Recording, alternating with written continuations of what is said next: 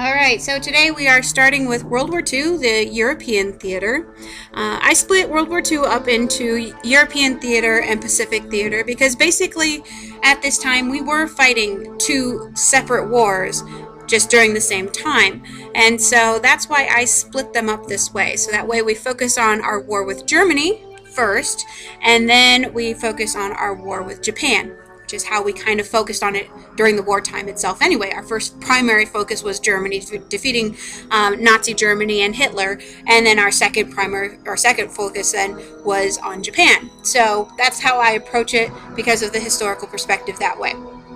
So anyway, getting into World War II. Well, World War II has, again, a lot of basis in nationalism. And nationalism was, remember, that idea that you should promote your country. You want it to be the best. You want it to be the most successful. And we're going to see that come into play in Europe and in Asia, and that's why we get into these two separate wars at the same time. And like I had said in World War I, or at the end of World War I, with the Treaty of Versailles, that the Treaty of Versailles had multiple failures that is going to lead us into World War II.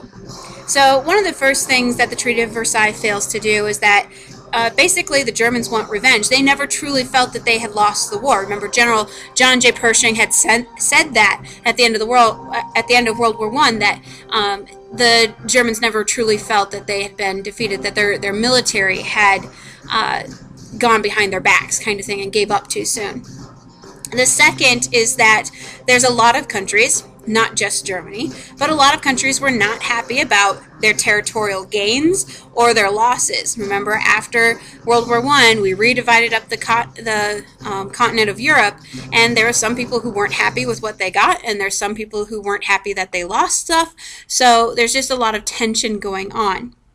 The third is that we kind of shoved democracy down a lot of countries' throats, basically saying that if you want to work with us, you will become a democracy. And that's especially what we did with Germany. We begin a democracy in their country, but they don't have any experience with it. The people themselves didn't really want it, but they were forced to accept it. And so it becomes, a lot of these democracies become very, very corrupt. And because of the economic difficulties of the Great Depression, they are going to collapse. These democracies collapse, or they become so corrupt that they're really not a democracy anymore. And the fourth problem that comes with the Treaty of Versailles is that it creates this power vacuum in Europe. The major powers that were in charge before World War I, like Great Britain and France, were no longer major powers. Russia had become the Soviet Union. Nobody trusted them anymore. The U.S., who could potentially step in and become this power king in the world landscape, chooses not to. We want to return back to a policy of isolationism, which was the policy of Harding and Coolidge, and to some extent Hoover and FDR. FDR wanted to keep us out of the war. And so some of these successor states like Poland and Czechoslovakia, they're going to try and build up power and try and gain more power, and no one is really watching what's happening. They're more concerned about themselves. They're not really concerned about what's going on in Europe. Everybody's trying to make sure that they recover from the Great Depression rather than helping each other out. So, like I said, France and Great Britain, there's a lot of economic hardships for them. Their unemployment was really high. They had a lot of war debt, especially to the United States, that we were demanding that they repay back. And inflation is very high for them. So they are struggling, especially when the Great Depression hits, that they are struggling to recover from this. The Soviet Union, like I said, was formed out of Russia. It became a totalitarian government, which means that its government had complete control over the citizens. Individuals really had no rights, and if you opposed those in charge, you could potentially lose your life. The revolution comes about with Vladimir Lenin, and Vladimir Lenin brought in this new idea of communism. It's an economic policy. It's not really a governmental policy. Their government was totalitarian. Their economic policy was communism. But when Lenin dies, the leader of this revolution dies, Joseph Stalin takes over. And when Stalin takes over, he's a very different thinker about communism and about the Soviet Union's place in the world than Lenin was. Lenin was much more willing to work with people, and Stalin not so much. Stalin's name is his name he took on during the revolution, because at the time he was a revolutionary and he was actually wanted. He was a wanted man, so he changed his last name to Stalin, and it actually translates into Man of Steel. And it's very symbolic of the man himself. He is very much like steel. He is strong, durable, not going to rust kind of thing. But his goals for the Soviet Union is that he wanted worldwide communism, that communism would spread throughout the world, beginning with the Soviet Union. And the Soviet Union would become this huge industrial power, a power to rival the United States in terms of resources. And one of the ways to do that is you had to get rid of your dissidents, and dissidents are people who disagree with you. And so he really felt that you got to get rid of the people who disagree with you, because if you have people who disagree with you, they make your government weaker. And so you got to get rid of them. So he is going to, in order to accomplish these goals, he is going to do basically three things. The first is he's going to set up collectivism. And collectivism is where you're putting things under state control. So like agriculture is going to be put under state control. The government's going to control it. And so it's going to buy up all the little farms and combine them all together. And it combines these small farms into larger operations. And the former farmers are going to work as wage earners. So it's not like you lose your job, you just lose your ownership of your property. The second part that he's going to do is called a 5-year plan, and his 5-year plan is going to speak directly to that industrialization. He's going to build state-owned factories and steel mills and power plants, anything that he can do in order to get their industrial power going.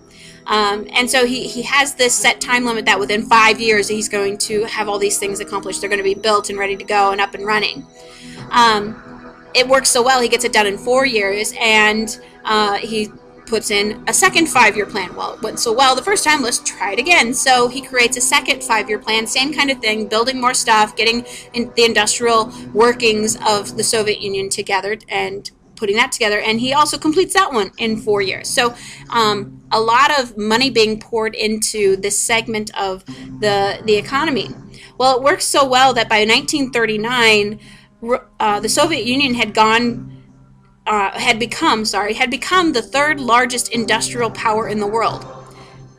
That is a huge thing, because think about, like in World War I, they didn't even have enough guns to arm their military. They didn't have big weapons. They didn't have railroads. They didn't have a lot of stuff. We saw them as such backwoodsmen kind of thing, that they would just, hillbillies that didn't have anything come out with their pitchforks kind of thing.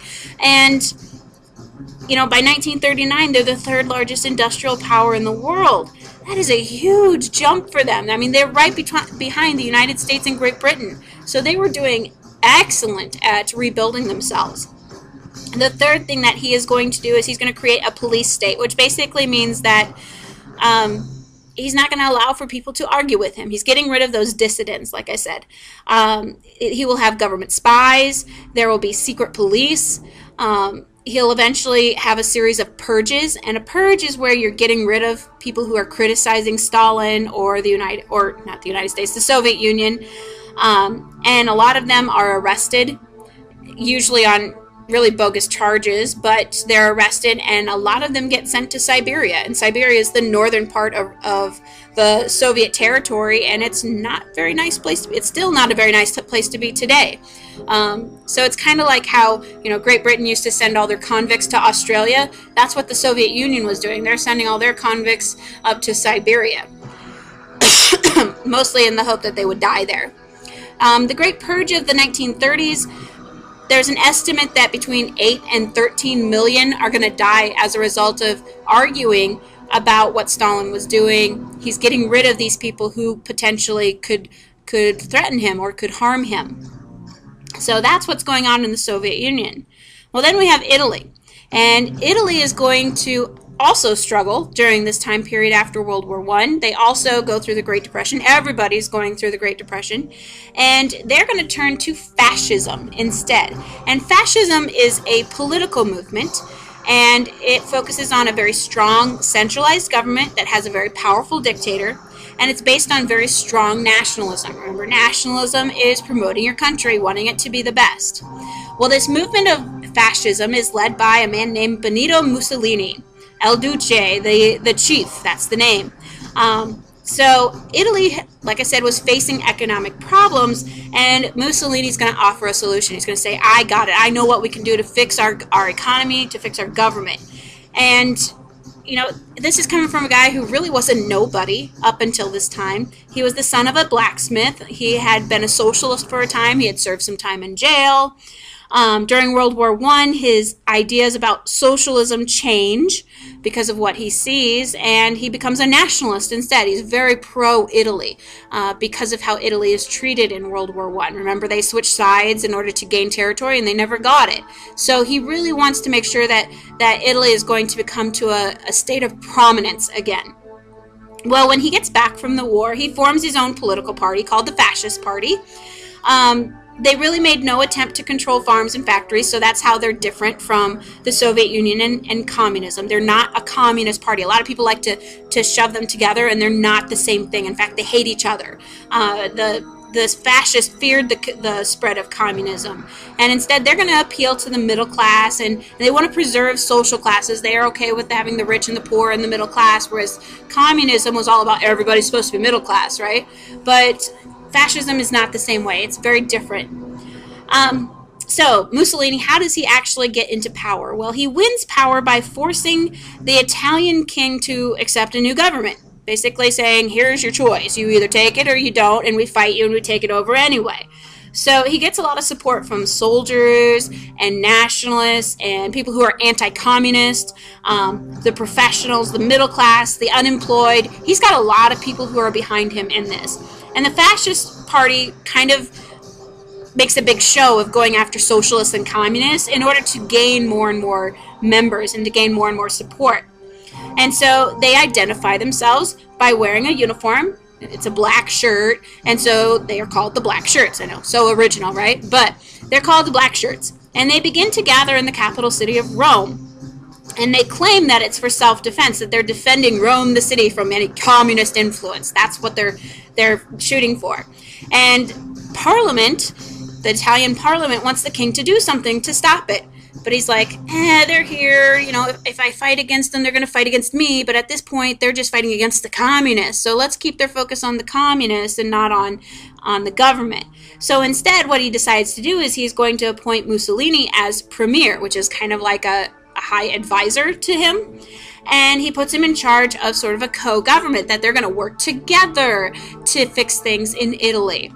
Well, Mussolini is going to use this opportunity to get rid of the democratic government. He sets up a dictatorship, and he is going to appoint his fascist followers to government positions, and he sets up a new election law that whatever political party had the most votes would get the most seats in parliament. Well, they kind of stuff the ballot a little bit, and the fascist party coincidentally gets enough votes, and so, or gets the most votes, so they get the most seats in parliament, even though that was totally illegal. But the fascist party won, and they're going to give Mussolini full control of the government. They're going to basically say, we don't need a king, we don't need a parliament, let's just put Mussolini in charge. And so once he's in charge, he wipes out any opposing party, kind of the same way that Stalin's getting rid of dissidents. Same thing Mussolini's doing. He's getting rid of people who are going to argue with him, who are going to oppose him. And he takes away their freedoms, and he puts in secret police. And Mussolini is going to focus on rebuilding Italy, and especially the Italian military, the army and the navy.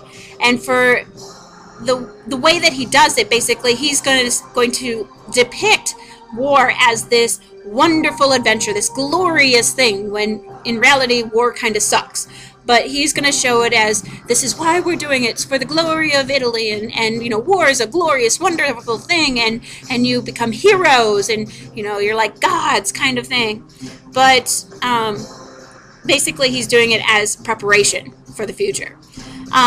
He also has a totalitarian government, just like Stalin does. But the difference between the two, Stalin is more worried about people opposing him. He doesn't like it when he's very paranoid. That's why he has a totalitarian government. He wants to control everything.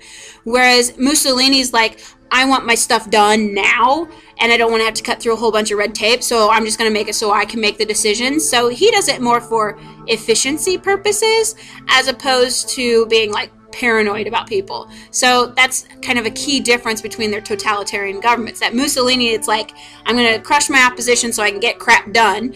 And Stalin's more like, I'm going to crush my opposition because I don't like the fact that they don't like me. So that's like a key element. That's a difference between them of kind of the motivation of why they're doing what they do. So that leaves us with Germany. And Germany, their government following World War I was a republic. It's like a democracy. You had a president and a two-house parliament, very, very similar to the United States or to Great Britain. But it's not popular because it was created solely so that Germany could surrender and they could give up World War I.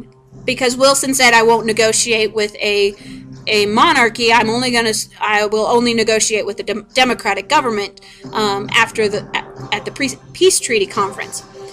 So the government that was created isn't very popular. People don't like it. And like I said, democracy is just, if the people didn't put it in themselves, they really don't have an investment in it. And so they didn't really care if it was around or not.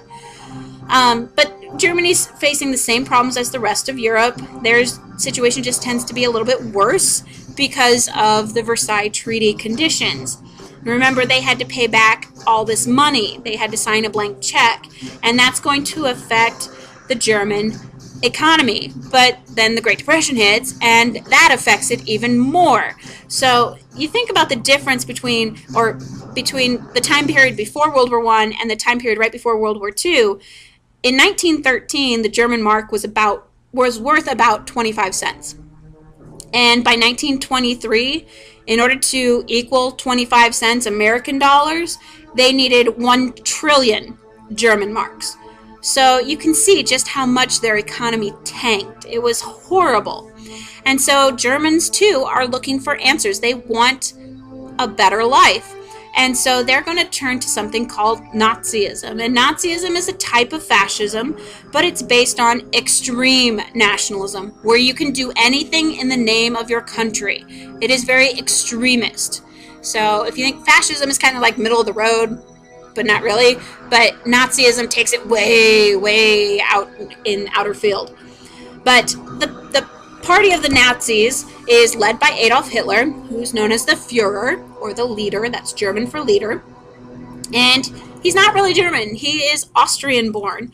And he's kind of got a weird upbringing, kind of like Mussolini. He's an artist, but he was never accepted to an art school because he wasn't good enough. He's really, really poor at art. And so he loves the art community, so he's going to sit around in cafes in the art district and kind of soak in the information around him. And artists tend to be very vocal in the things that they don't like. And so he lives in the Jewish sector. He's not Jewish himself, but that's where the housing was, close to the art district. And he hears the artists talking about the Jews and what the Jews are causing for problems and all kinds of. So that's where he starts getting his first anti-Semitic views. He's never very successful, but he becomes resentful of Jews who had risen to prominent positions, who had done well. It's basically a jealousy complex that, look at how well they're doing, and they're not doing anything more than I am. I'm just sitting around in a cafe, but, So that's kind of where he's coming at from that. But his rise to power is very similar to Mussolini's. Adolf Hitler had been a World War I soldier, and he hated the way that Germany had been treated. In 1919, he comes back and he founds the National Socialist German Workers' Party, which will eventually become the Nazi Party. So the National Socialist German Workers' Party. And it is founded on this basis of it hates communism and it hates socialism. So Nazism, just like fascism, is not the same as communism. They are two very, very different things. But he does a lot of different things, and eventually he is also going to be sent to prison. We'll talk more about that in the next lesson, but he also will be sent to prison at one point, and while he's in prison, he writes a book called Mein Kampf. And Mein Kampf, or My Struggle, is going to outline the beliefs of the Nazi Party according to Hitler and his goals for Germany. And so anybody reading it is going to understand that, oh, hey, by the way, this is what he has as his grand plan. In it, he talks about Aryans, and that Aryans were true Germans. They were blue-eyed and blonde. He talks about a master race that were destined to rule the world, and that the inferior races, like the Jews and the Slavs and non-whites, were only fit to serve. He also, in his book, talks about national expansion, that the Germans just need more room, that they had had so much territory taken away from them that they are now bursting at the seams and they just need more territory. And he wants to unite all the German-speaking people together. So there's a lot of different ideas going on there. Well, why does Hitler get to power? It's a common question that people ask. And if you think about the time period, they're in the middle of the Great Depression. They had pretty much everything good stripped away from them as a result of the Treaty of Versailles. They were struggling, and here comes a guy who says, I have the answers.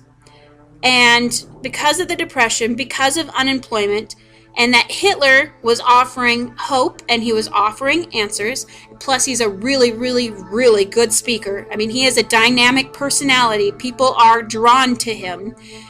That is why he gets to power. Not because most Germans actually didn't even buy into what he was preaching, but they liked the idea that he could save them. And that's why he's going to eventually come into power. And I like to make the correlation that it's the same thing the Americans did with FDR. We were in a depression. We were suffering from a dust bowl. We were having tons and tons of problems.